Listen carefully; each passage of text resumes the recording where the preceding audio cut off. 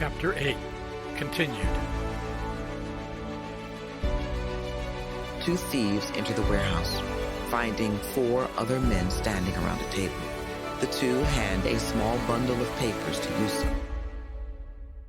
As promised, here are copies of the papers from the master's safe. Yusuf turns to the 2 men with a questioning stare.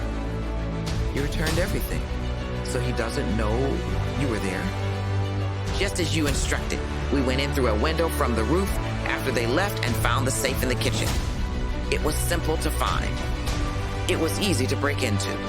We copied the papers, returned them to the safe, and made sure everything was just as we found it before exiting through the same window.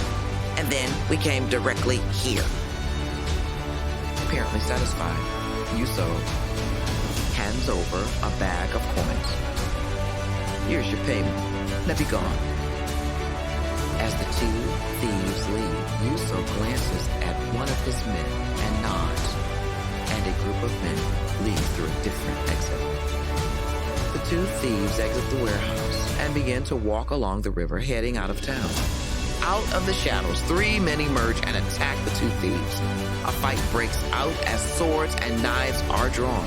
With the brandishing of swords, at first the 2 thieves appear to be winning. But with a strike to the heart by one of the 3 attacking men, one thief collapses dead. The 3 men continue to engage the remaining thief until finally he is overcome and dies. The 3 men search the bodies, grabbing coins. The dead bodies are then thrown into the river. Inside the warehouse, Yusuf continues to study the papers delivered, talking to his second-in-command, Nico. These are the plans for defense of the Freemason home in Venice. As we suspected, it is Defancio's home. With these, we know how to attack the home and access key information along with grabbing the Freemasons' funds. We now know their planned defense.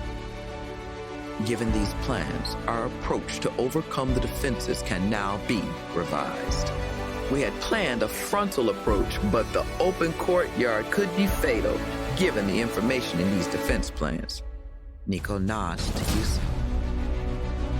What is this document about? This document indicates they expect to move the money, treasures, and their secret documents in 2 weeks during the full moon. We must coordinate our attack when they begin to move or risk losing everything. Nico reads closely the papers and points to one of the images of a man in what appears to be a mechanical bird. What is this? I've never seen anything like this before.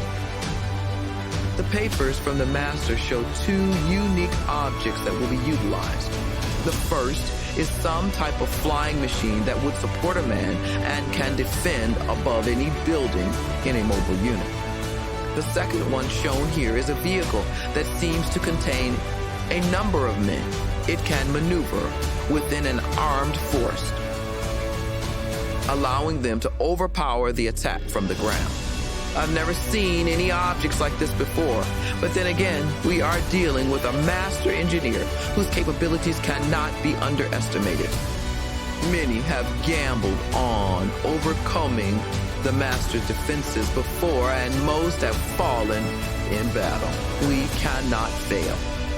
Nico is still looking at the papers. I would suggest our small army prepare to avoid these 2 unique objects. If they can be made useless, then our force can overpower the standard defenses of their small force backed by doors and locks. The markings show the Freemasons do not have the manpower to defend against overwhelming forces. We can approach from here, here, and here. Yusuf studies the map of Venice. Have the necessary men been hired? Nico nods his head in agreement. I would suggest we hire a few additional men who can act as spotters to ensure they cannot escape by boat. We need to have boats positioned out of sight here and here. If the spotters see something, they can signal our boats to come forward. Yusuf finally glances up from the map.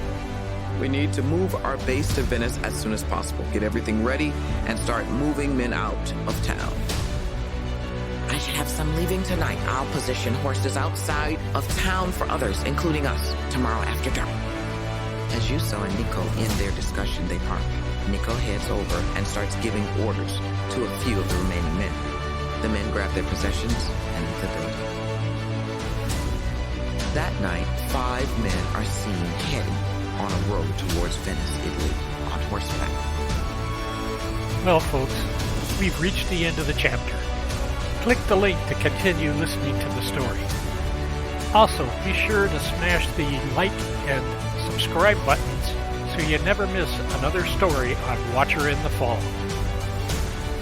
If you enjoy our videos, please click Patreon on the front page and buy me a drink. Thank you.